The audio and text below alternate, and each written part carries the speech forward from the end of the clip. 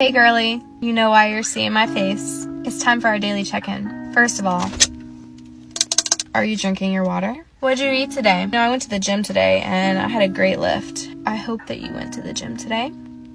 I hope that you are doing some things that make you feel alive. Like, have you found a hobby yet? I still haven't personally found like an actual hobby, but I've been going and doing things with new friends, meeting new people, rekindling old friendships, and it's been so good for my soul.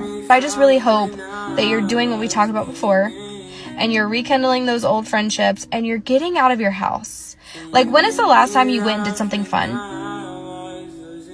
Like, I mean, like, something that fueled your soul. Today I went and worked by the pool with my friend Kelsey. If you guys watch my Instagram stories, you saw that. We should be Instagram besties, by the way. Y'all go follow me on Instagram.